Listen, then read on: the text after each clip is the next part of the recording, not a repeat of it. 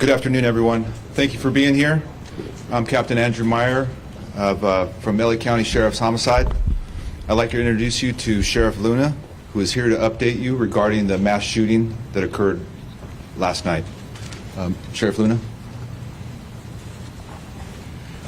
Thank you, Captain.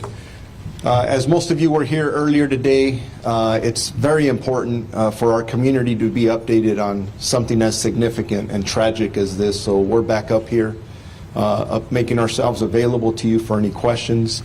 I think you're aware that at 11:18 this morning, we released a bulletin with a picture or an image of what we believe to be the suspect.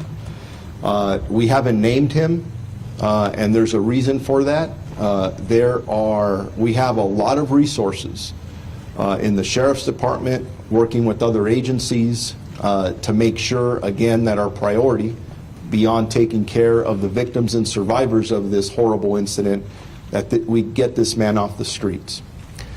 So I think that all of you have received this.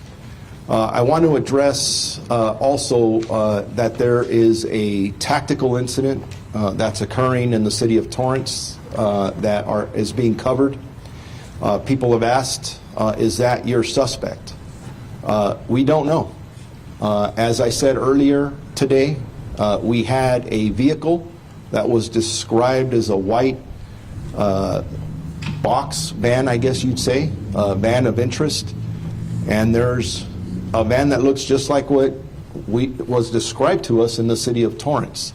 It's a barricaded suspect situation.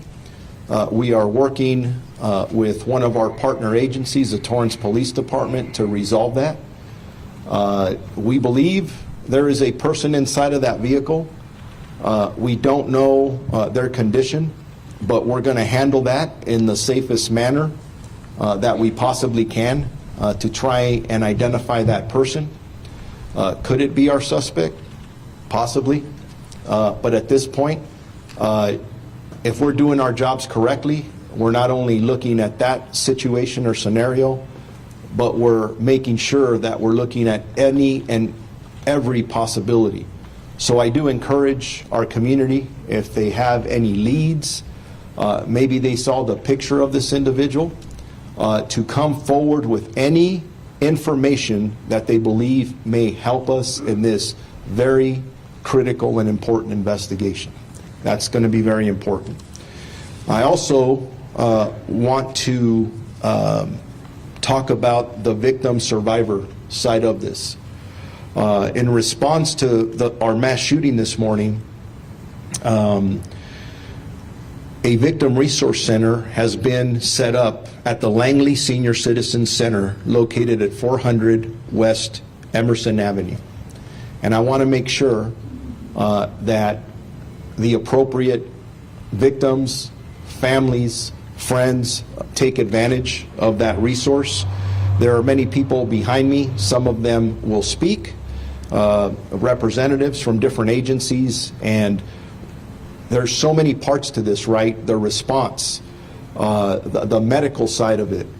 But as we're looking for this suspect, we will not forget the victims and survivors. And it's important because you can just imagine the trauma that they've experienced, and it's our responsibility to wrap our arms around them. So representatives from the Los Angeles County Sheriff's Department, Federal Bureau of Investigation, and the District Attorney's Office, and the District Attorney, George Gascon, is standing here with us.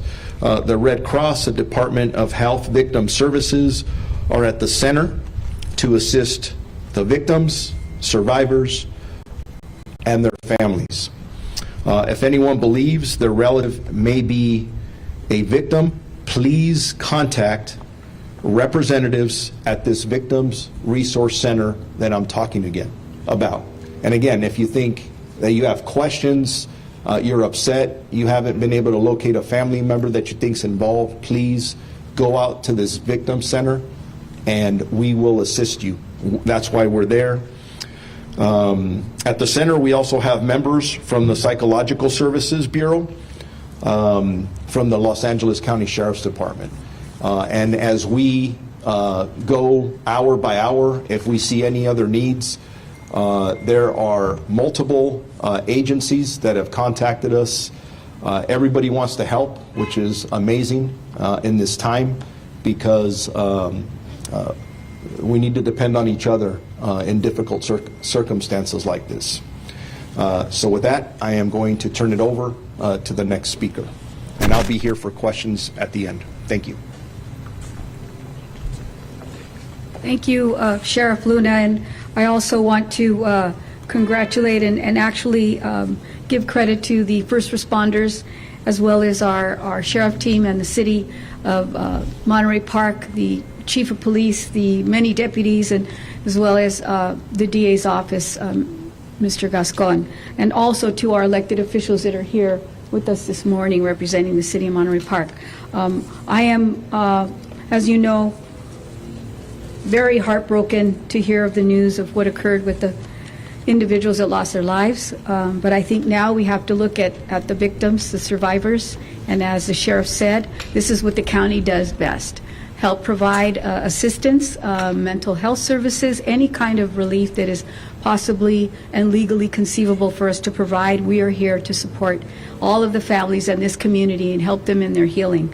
It's tragic what happened, but let's also think about the people who put their lives out there on stake every single day as well to protect us, our safety, well-being, and also our physicians, the ones that I can tell you of at LAC USC that are right now treating at least 4 of the other victims there. I also want to say that they have also devoted their service to help providing protections for all of our residents in our community. The county's Office of Emergency Management has also been providing support and leveraging mental health resources at this very traumatic time, along with the city of Monterey Park, which, as you know and you can see, are very united and very resilient. Again, a heartfelt note to the families who lost their loved ones and to those that are recovering at this time. And with the help of the public, we can help to identify the individual that was behind this incident. Thank you.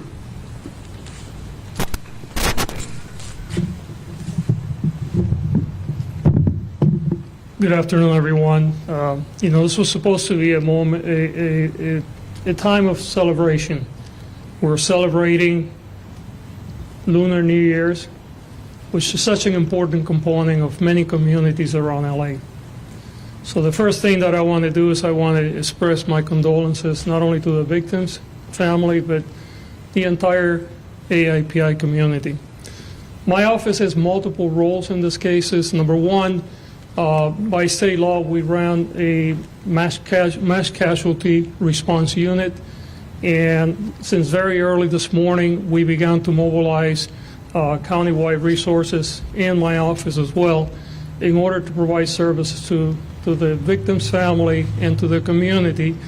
And this is work that will not only, it began today, but quite frankly will go on for months and possibly years. The impact of trauma from this event goes on for a very long time. I want to thank the Sheriff Department, Sheriff Luna, and the Monterey Park Police Department for the incredible work they have done. We've had also our own law enforcement component has been here since very early on, working first with the Monterey Police Department, and we will continue to do that with the sheriff and other partners.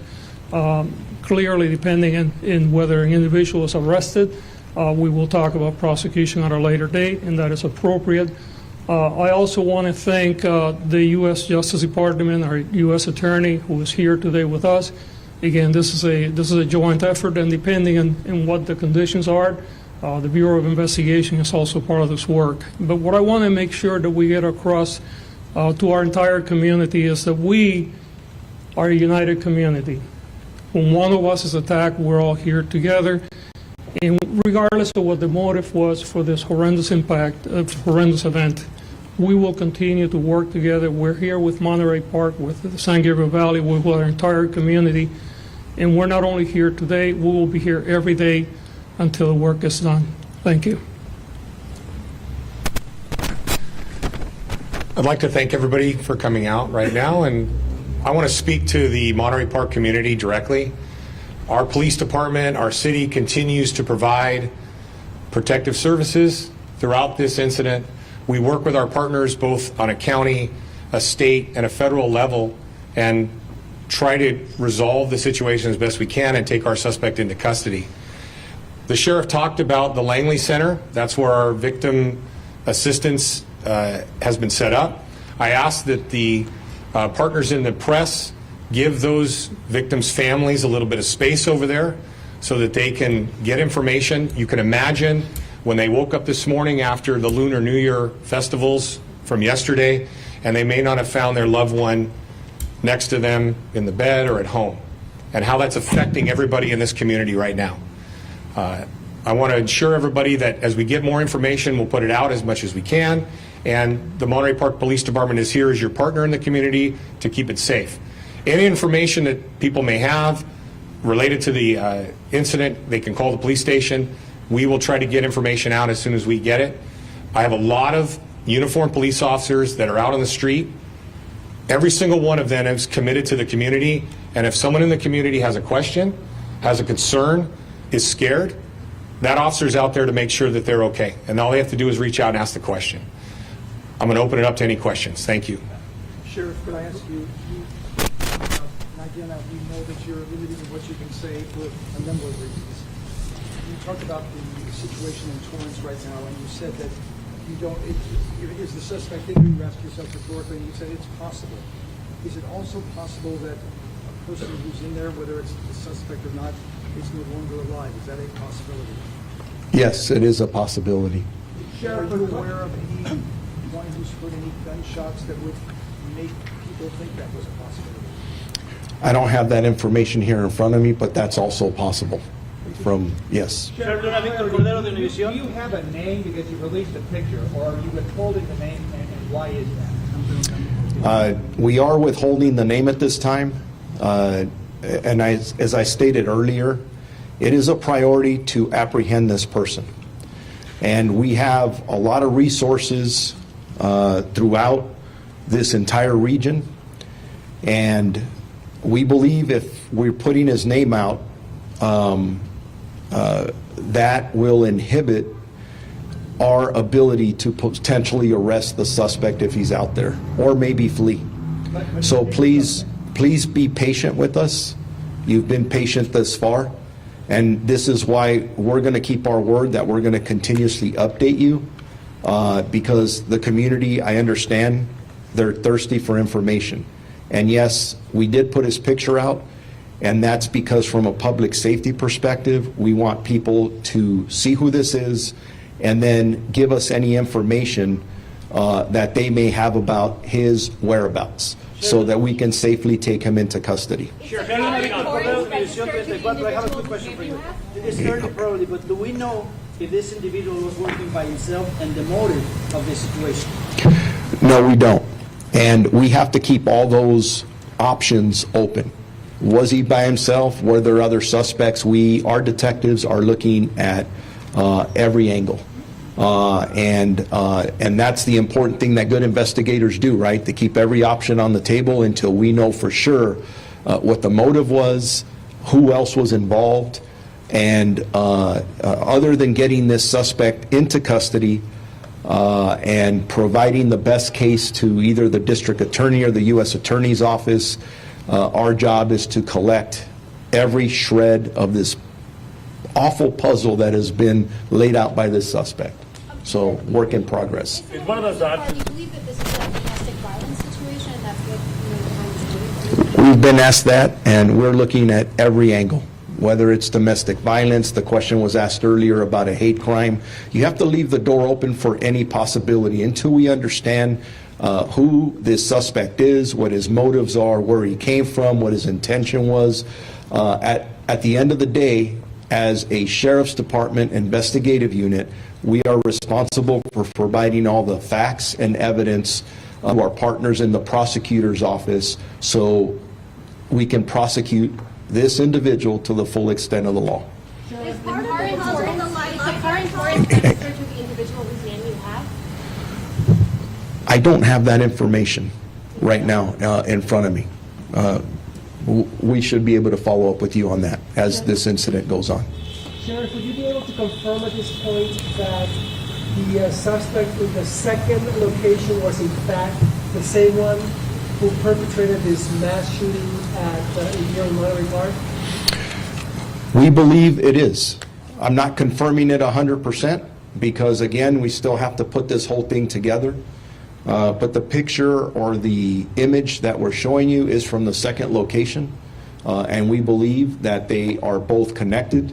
But again, we leave every option on the table. We have to leave it open because we don't want to focus on one area while someone else is getting away. So you got to be open to all of it.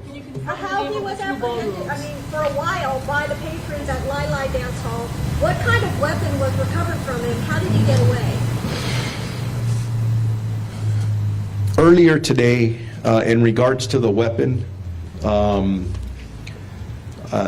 I could tell you that it's not a high-powered assault rifle, but I don't want to get into the specifics on the weapon. In time, we will. Everyone will get exactly what that is, but I don't want to say anything that will impact or create more challenges for us in trying to apprehend this person. I think- I know you found one weapon, but is there only one weapon was involved in the deadly incident? We don't know that yet. And for us, just like I'm saying that there may be one suspect, we think there's one, there may be more, we also have to assume there may be more than one weapon, right? We may have recovered one. When we find him, that doesn't mean he's not armed and dangerous. Sheriff, finally, can you explain to us then, since the last briefing, what is new other than the photo? Well, I mean, the update, and you got everyone here. I'm just trying to ascertain if there's anything new other than the photo. we have the photo that's new. There's the incident that's occurring in Torrance where obviously there's a lot of questions and concerns about that. That's the update that we have. There's nothing from that. You're not able to tell us anything from that. So I'm just asking if there's anything definitive that you can tell us. I'm giving you definitive information now, and I'm giving you the information that we have. And I had a choice to sit back and not come out here and be available, or come out here like we talked about earlier, and every time we get even a shred of an update, to give you what we have, because there's significant public interest in this, as there should be. So if we call you out here in 2 hours, I'm hoping there's more information to provide, because I want this solved as much as anybody out there does. We want to, this has been painful. Let me go over here. Can you confirm the name of the two locations where the shootings took place? I don't have that information in front of me. Yeah, typically I don't put out the specific locations just out of respect for the business. I'm sure as the day goes on, we'll be putting down those specific names of the businesses, because as you can imagine, if you're the business owner there and you had this horrible incident, they're traumatized as well. So One more question, one let more. me go over here. What hospitals were the victims taken to? You know, it is normal that when we have victims of violent crime, we don't talk about specific hospitals. And I'm going to share just a quick story as to why we don't.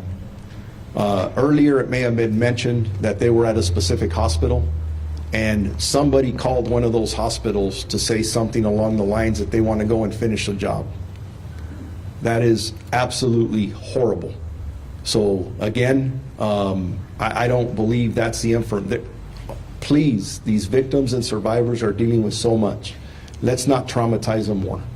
So yeah, and be patient with us, and our Sheriff's Information Bureau will put out another time where we're coming out, and I hope to have even better information. But as of right now, that's what we have. And again, thoughts and prayers to all the families involved in this. It's a horrible incident for our county. So thank you very much. Over there.